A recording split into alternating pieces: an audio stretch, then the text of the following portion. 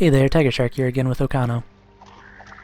This week I decided to try the playtest for Frogreign, which is another game that came with Humble Bundle's October choice. When I read the description that I was going to play as a frog that uses his tongue as a grappling hook, I didn't need to read anything else, I was already sold. So I guess the setup is that you play as a literal frog prince, and some kind of coup happened, I think. They tried to kill all the royal family, but the Prince Rill fell down deep and survived.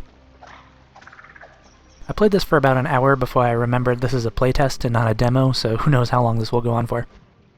So first impressions, it reminded me of Hollow Knight right away. The art style and gameplay are pretty similar. But it manages to be its own thing. I'm loving the frogs and the sound effects. And the tongue grappling hook is such a cool idea and honestly pretty fun to play around with. You can pretty much stick it to and swing from any surface except for specific red moss. It is a little finicky, at least in its current state. I found myself struggling to get the hang of it for a while, but once you figure out how it works, it's pretty cool. You can grab enemies and objects with it too, which is necessary for some puzzles. I really like that Rill can swim and breathe underwater right away too, instead of making that a later unlock. I hope for cool unlocks later on, but the tongue kinda makes things like double jumps and air dashes and stuff a little redundant, so I'm not sure how that would work. It seems like there's going to be loadouts and maybe something like Hollow Knight's charms later on, but I didn't get that far.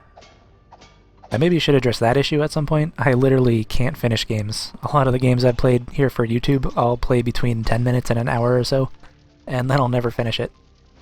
It feels wrong to do a review when I haven't finished a game, but I do feel that if a game doesn't hook you in the first hour, it probably isn't going to later on. Maybe that's not always true, but that's what I tell myself to feel better about it. Maybe I'll finish this one when it fully releases, maybe not. But anyway, I got sidetracked. Back to the review. As always, I have to talk about the negatives. One of the issues I have with games like this is the lack of direction. That's not always a problem, and I do appreciate the lack of handholding, but in a map like this that isn't always easy to navigate, trying to figure out where I need to go can get old pretty fast. Maybe I missed something or I wasn't paying enough attention, but one of the reasons I stopped after an hour was I was just getting lost. I'm not asking for a glowing trail to follow like Fable 2, I'm just asking for a mark on my map. Or at least someone to tell me, hey, the location you want is on the right side of this section of the map. Something like that. I mean, Hollow Knight did it, right? Maybe it's a personal problem, but I have always had trouble with keeping track of side-scrolling maps. Figuring out the map of Dark Souls or Lies of P was easy for me, but not so much when I played Salt and Sanctuary. Another point I have is the tutorial. It does teach you some important things like how to use the grapple and drop down from thin platforms. But there are other things it didn't teach, like basic combat, pogoing, and dashing. Is it even a dash in this game? When you press B you get kind of a crappy dash, but it didn't seem like it gave iframes. Which isn't a problem necessarily, but it definitely makes combat harder. I kept hitting the grapple key to dash, maybe that was Hollow Knight muscle memory, I'm not sure. And the combat itself was just okay.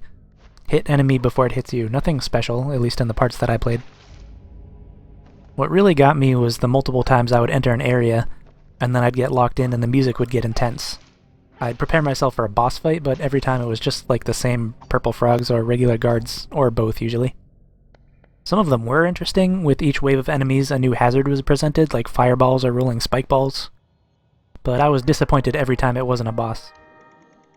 I don't know, I guess this is just a playtest and I only played for an hour, but I have to be honest about first impressions. I really like the tongue mechanic and the frog aesthetic, and there were some interesting puzzles. Plus it's just a solid story concept even if it's not particularly original. But something needs to be added to make the combat more interesting and varied, otherwise I'll just end up running past everything. Again, maybe if I played for 10 more minutes all my concerns would have been addressed, but it is what it is. So that's all for this one, and as always I hope you have a spectacular day. I have other channels and projects that I would love for you to check out. I have a second channel called Drawing with TigerShark where I have a variety of drawing content. I have an EP on Spotify called 5,555 Miles as my one-man band called Power Mouse.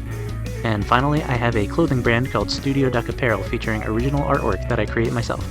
The links to these things will all be in the description.